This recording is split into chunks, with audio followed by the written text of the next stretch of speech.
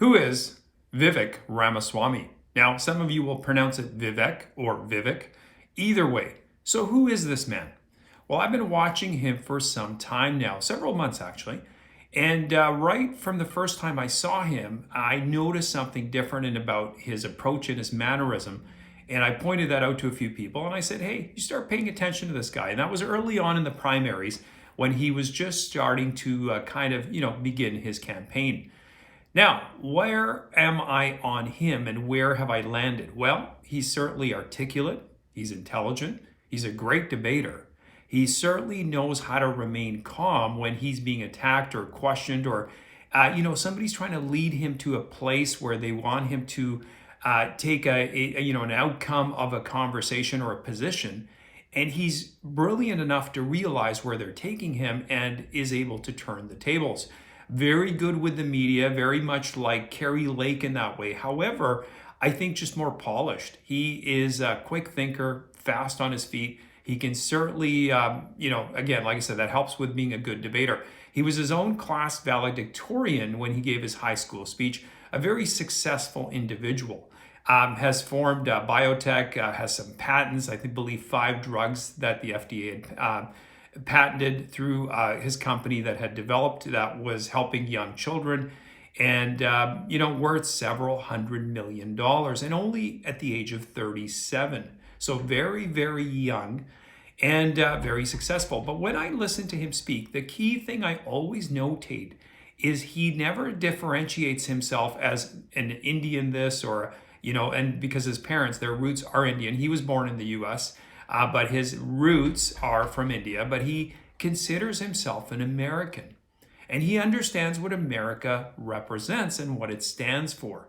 And I think he understands it better than a lot of the people who are currently in charge over there. And he seems from every conversation, and I've probably listened to, 10, almost 100 hours worth of his different interviews, he definitely has a love of the country, very much like Donald Trump that way.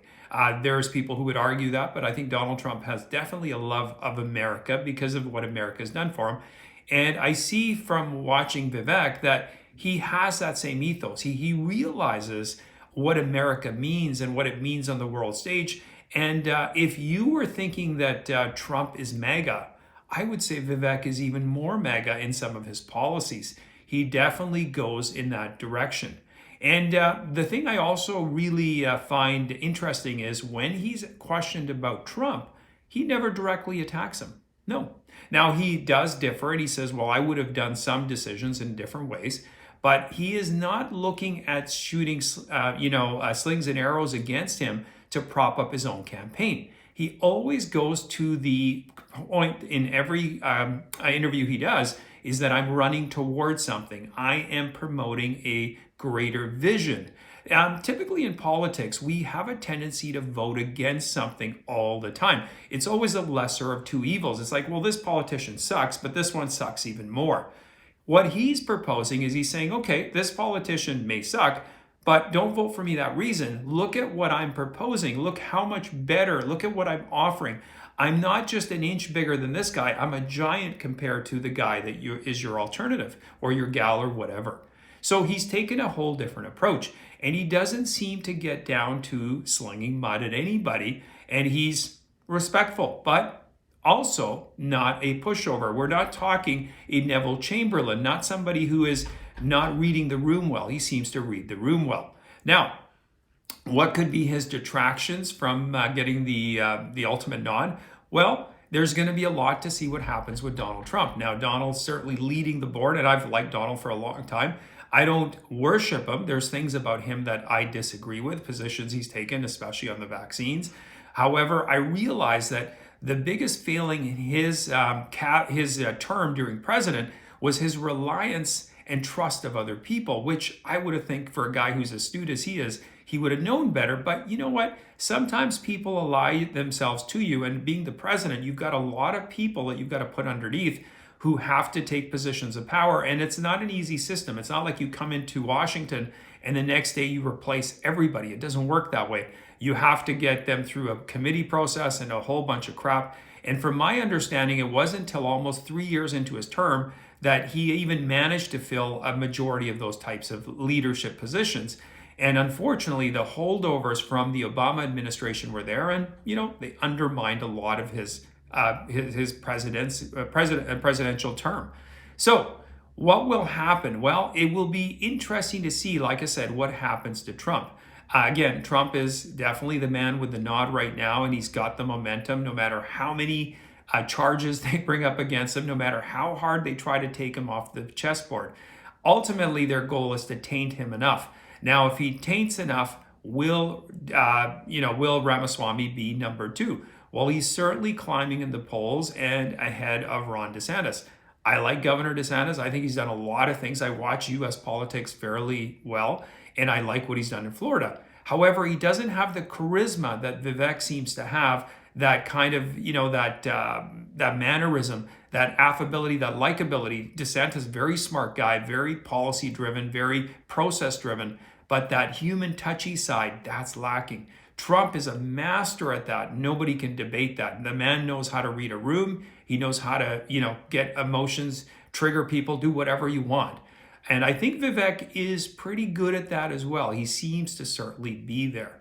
Anyway, it will be very interesting to see this debate coming up next week. I think for those of you who've never heard of Vivek Ramaswamy, check him out. You're going to have the RNC debate coming up next week. Trump's not going to be there, but all the other contenders are. And I think you're going to watch him spar, and you will be, if you haven't seen or heard of him, be fairly impressed at both, like I said, his intellect, his charm, his mannerism, and his whole general approach.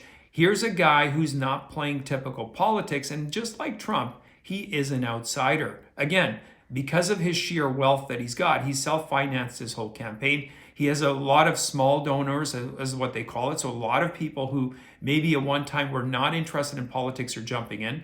The other thing you see him do is he's reaching across various different communities. He's going into the Black community, the Hispanic community. He is not afraid to go anywhere. And he's going on a lot of podcasts, a lot of shows with a lot of different famous podcasters and different personalities of, the alternative media, social media, all of that stuff.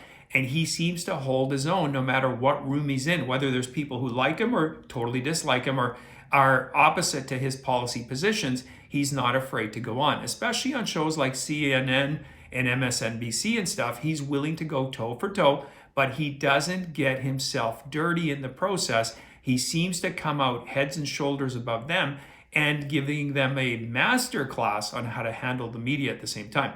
Anyway, like I said, check him out. It'll be an interesting time ahead. We'll see what happens. And I appreciate you watching. And any comments, please share them. You can also follow me on my Rumble and my Locals account. If you haven't yet subscribed to my channels, please do so. I'm also on Twitter at Camera612, and I will see you next time.